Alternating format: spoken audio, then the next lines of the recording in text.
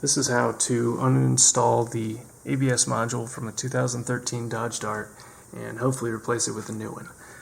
Before you get in there, you're going to have to take the whole fuse box out. I already did it, but I'll try to cover the main points. Alright, first, of course, you undo your negative battery terminal. Then you're going to come here to the positive terminal. Just open that up. Unscrew this middle screw, the big thick one there, and this fourth screw. Now the one that was here is gone. I pushed it off to the side. And then underneath this one, it'll look like that. There will be another one that you have to take off, and those two will thread out through this hole here on the fuse box. You're going to pull those out of the top, and then they'll be here. You just need to unclip a couple of these other wire hooks. You're going to have to undo 3 screws. There's one. There's another screw, and that third one there. Once you have all that and you wiggle it around a bit, you'll be able to pull this out from the fuse box and then the fuse box itself. Now, in the fuse box you'll have 3 or 4 of these little connectors to undo. Okay, you can use a flathead screwdriver for that. It's also good to have one of these body tools. It's kind of a Dorman clip remover. They also work well on these guys. Once the fuse box is out of the way, then you can start to undo this clip here on the side of the module. To do that, you're going to reach down at the bottom there and you're going to squeeze this clip in here, and there's one on the other side. You just pull those back, and this is going to rotate out, and you'll have to push this harness out of the way. Once you get that all the way up, then this will slide off of there.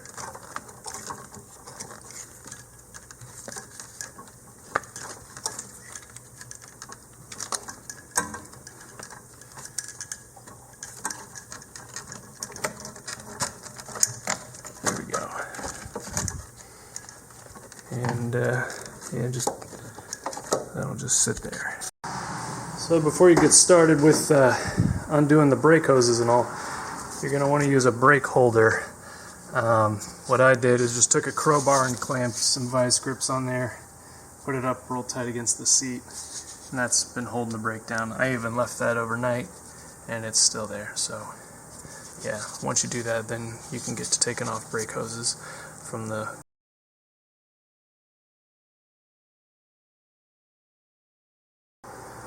Next step is to remove all of these brake lines. There are 6 of them, 4 on top here and then 2 to the right side. You can see. Alright, I took the cap off the brake fluid reservoir here so that I could have a little more room for cranking. I used one of these wrenches. It's a 12 millimeter, and after doing this one here, then I kind of held it up and then put the wrench underneath it for the next ones. You kind of just got to do that all the way back, being careful not to break these lines. You can see this one's bent right here. That may be from when I was twisting it off. That one was really in there tight. It's not a bad idea to spray a little penetrant on these first, if you've got some, because some of them are very difficult to get out. Alright, this is looking pretty difficult. After getting the brake lines off, there are 2 bolts underneath that are extremely difficult to reach. Now I can get my hand under there and touch them, but getting this thing onto it is another story. So I'm removing the ECU here. There's not much to that. You just take off these 3 bolts. Okay, there's a ground wire here. Just make sure you put that somewhere that you'll remember to put it back on.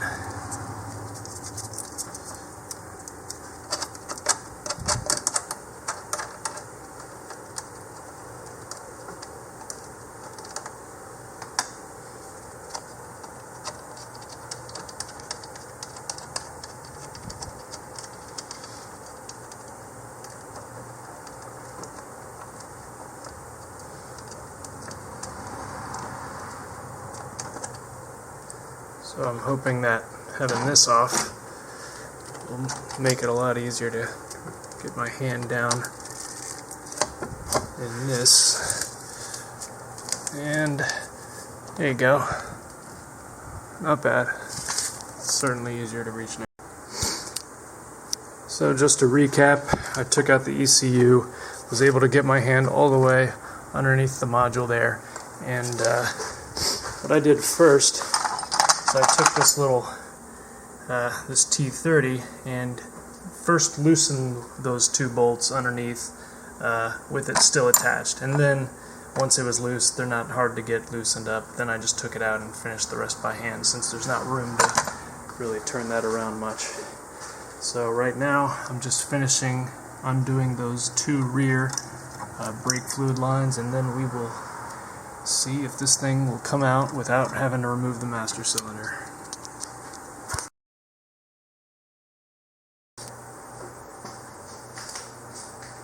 I haven't taken it out yet, but here's the replacement piece I'm going to use.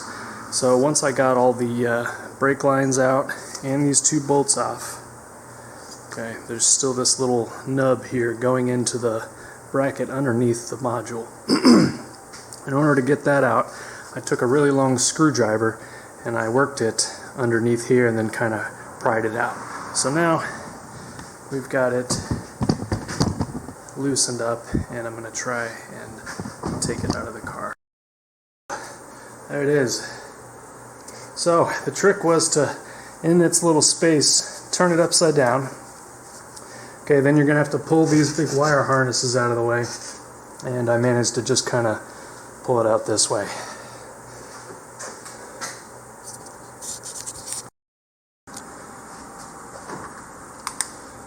Alright, so before I reattach those brake lines, I'm going to put the two bolts underneath back.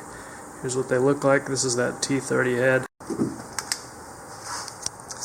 So now I've got the two underside bolts tightened up, and the module is seated. So now I just have to reattach these brake lines.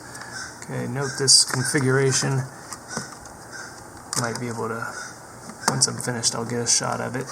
But this is a slow process, and you're going to have to do in the reverse, or at least the top four, you'll have to do in the reverse order that you took them off. You know, to take them off, you had to start in the front and then work your way back so that your wrench could fit underneath it here. You can see I'm starting with the back one first. It's a slow process, but yeah, just take your 12mm wrench and you'll get. Alright, now I'm going to reassemble everything. I put my catch can back, and now I'm going to put my engine cover back on.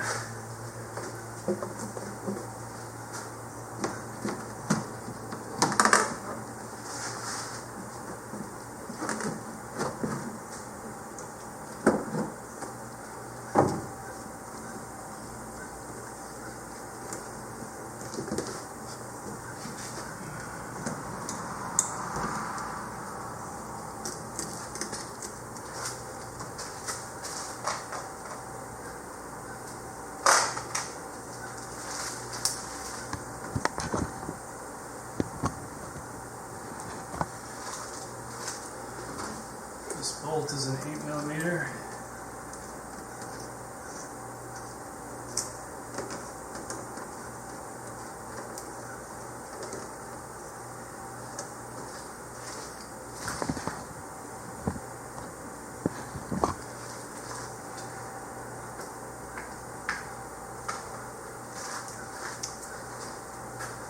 Back here, holding the intake part of the engine cover onto the throttle body is 7mm.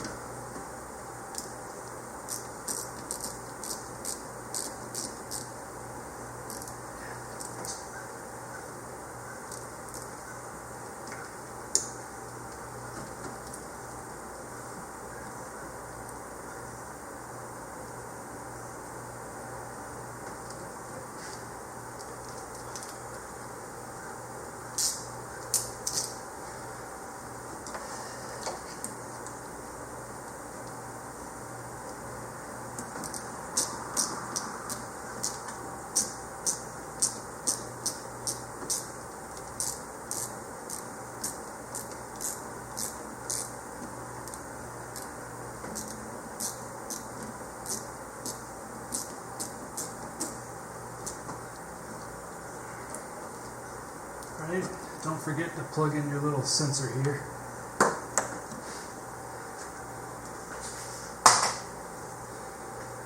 Alright. So next we're going to piece together all this stuff, being careful not to let the negative terminal hit the battery. Alright, so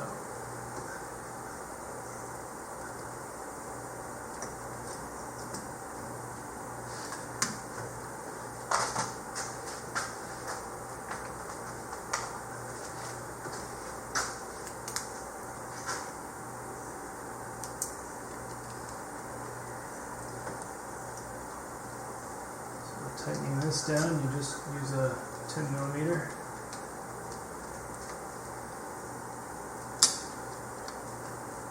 Okay. And next we're gonna just shove the fuse box back in there and make everything work. So I like to use a bungee to hold up the negative terminal. Usually whenever I'm working here I'll hold this with it, but now I'm switching back. Keep that from touching anything. Probably just a good idea to leave that there. Alright, so we need this to go back in there, and these two wires, they will run. These are the ones that we disconnected from here off of the positive terminal. They're going to run down through this hole.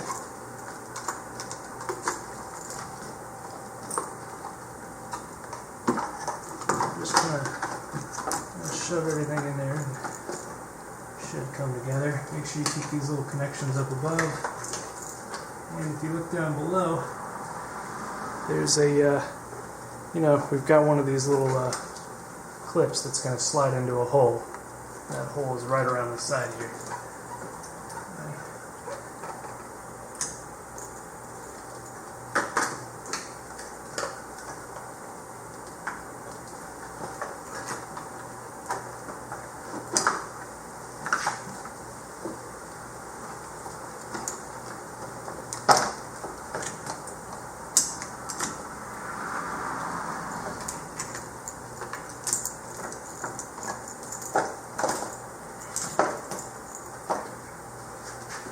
As a guide, use the little bolts attached to the body.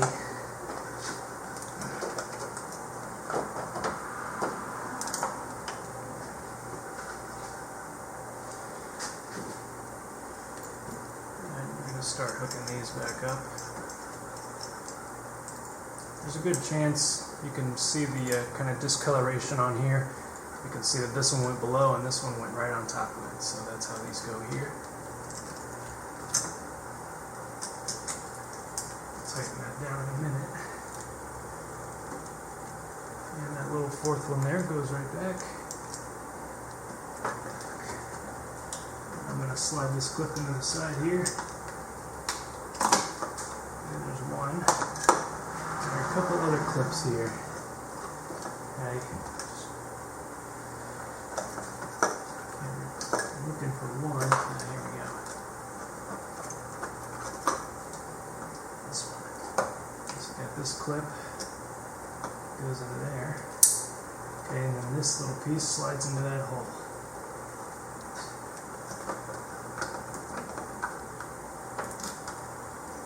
Okay, this clip goes right in here.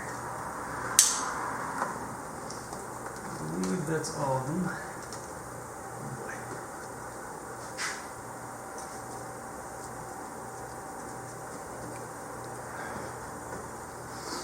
Okay.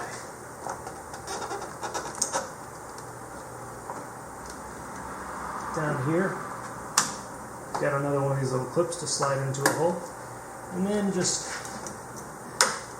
these little lips on the fuse holder here go into little kind of clips on the fuse box. There's one over here and then two up on this side. There you go, and then that's nice and seated in there. Got the bolts lined up. All our plugs in there.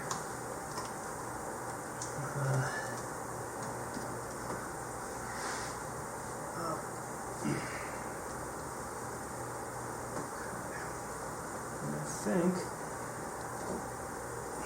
that's all for that. So next you're just going to put the ECU back. Remember to include the on this lower corner to have that grounding wire underneath the bolt. And then you have those two other bolts. Tighten these down. And then you'll reconnect your negative terminal and be finished.